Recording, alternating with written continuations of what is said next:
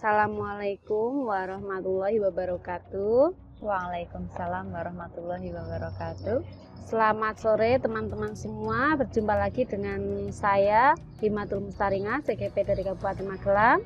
Dan saya Dila Kusumawati, CGP Angkatan 4 dari Kabupaten Magelang. Hari ini kita akan membahas tentang rencana kita ke depan ya Bu Dila ya. Iya, diawali dari saya yang bertanya dulu atau Bu Dila? Oke, silahkan. Oh ya. Baik Bu Dila, langsung ke pertanyaan.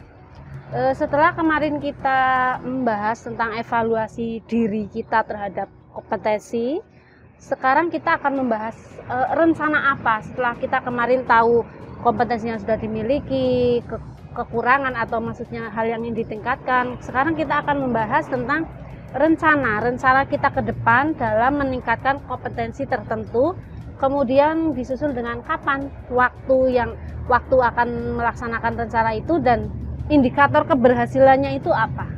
Terima kasih. Silahkan Bu Dila. Ya, dari yang pertama ya Mbak Siap. Hima ya. Rencana pengembangan diri saya dan orang lain. Saya pribadi merencanakan bahwa saya harus meningkatkan kualitas diri. Otomatis saya harus banyak belajar sebagai pembelajar sepanjang hayat. Contohnya, saya mengikuti CGP ini, saya sudah belajar. Betul. Kemudian yang kedua, saya mengikuti MGMP tingkat sekolah. Saya mengikuti MGMP tingkat kabupaten. Nah, itu sudah merupakan rencana yang akan saya lakukan dan sudah mulai berjalan karena ini sudah mulai berjalan ya Mbak Hima ya. Nah, otomatis ini pengembangan diri saya termasuk untuk orang lain. Kemudian kapan saya sudah memulainya. Begitu Mbak Hima? Iya. Kemudian indikatornya apa Bu Dila? Indikator keberhasilan dari pengembangan kompetensi tersebut? Ya, kemarin saya menyampaikan bahwa hal yang perlu saya tingkatkan adalah pada kompetensi inovatif. Otomatis ketika kompetensi inovatif saya itu meningkat, berarti indikator keberhasilannya pada pengembangan diri saya itu berhasil. Contohnya apa? Misalkan saya sudah bisa berinovasi, bagaimana ini nanti sudah masuk ke memimpin pembelajaran sekalian ya Mbak Ima ya. Iya, betul. Nah, ini saya nanti misalkan di kelas bisa mengaplikasikan bagaimana membuat anak itu tertarik belajar dengan saya. Saya bisa menerapkan berbagai macam kegiatan atau model pembelajaran yang inovatif. Nah, kalau anak itu tertarik dengan pembelajaran saya, anak senang, anak berinteraksi dengan sukarela, mereka mau mengerjakan apa yang saya inginkan, otomatis itu adalah indikator ketercapaiannya sudah sampai pada titik yang saya harapkan. Begitu Mbak Hima. Jadi kalau anak-anak sudah tertarik dengan pembelajaran Bu Dila, kemudian meningkatnya nilai belajar mereka itu juga salah satu indikator ya. Walaupun nilai itu tidak satu-satunya tujuan ya. Betul. Jadi anak mau belajar dengan sukarela, anak senang, anak menikmati pembelajaran. Nah, itu sudah merupakan indikator. Itu proses. Nah, masalah nilai itu adalah bagian dari proses, hasil dari proses itu sendiri. Iya, betul. Begitu Mbak Hima. Iya, baik. Selanjutnya untuk kompetensi memimpin pembelajaran Bu Dila. Untuk memimpin pembelajaran itu mungkin tadi sedikit saya sudah menyinggung ya pada yang awal tadi ya.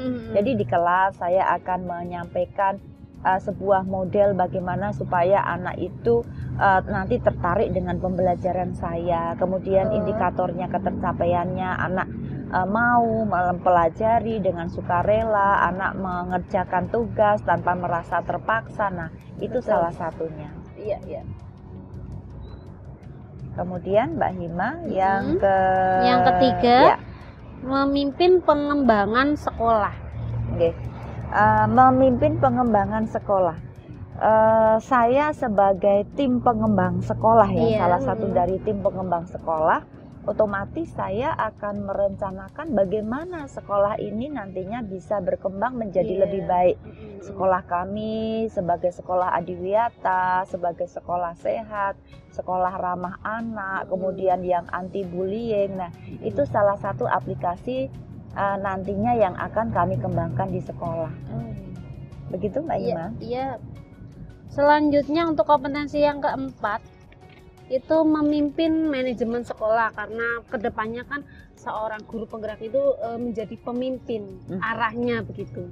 Ya. Menurut Bu Dila bagaimana? Ya, alhamdulillah. Jadi menurut saya semua calon guru penggerak ini mereka pasti sudah punya kompetensi yang memang sudah layak untuk menjadi seorang pemimpin.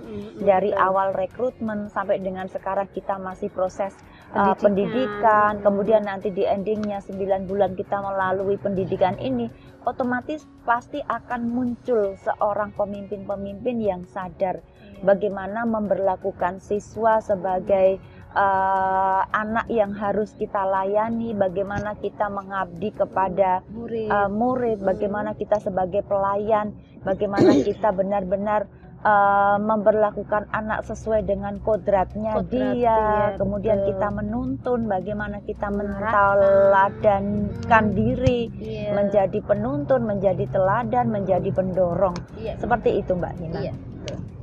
Ya, baik. Demikian tadi ya Bu Dila, podcast kita sore hari ini sudah sangat dijelaskan oleh Bu Dila dari keempat kompetensi tadi, mulai dari mengembangkan diri dan orang lain, kemudian ada pengembangan sekolah, ada memimpin pembelajaran, kemudian memimpin manajemen sekolah, sudah dijelaskan dengan sangat terang, sangat gamblang oleh Bu Dila. Demikian tadi. Ada yang mau ditambahkan Bu Dila? Sudah cukup. Ya.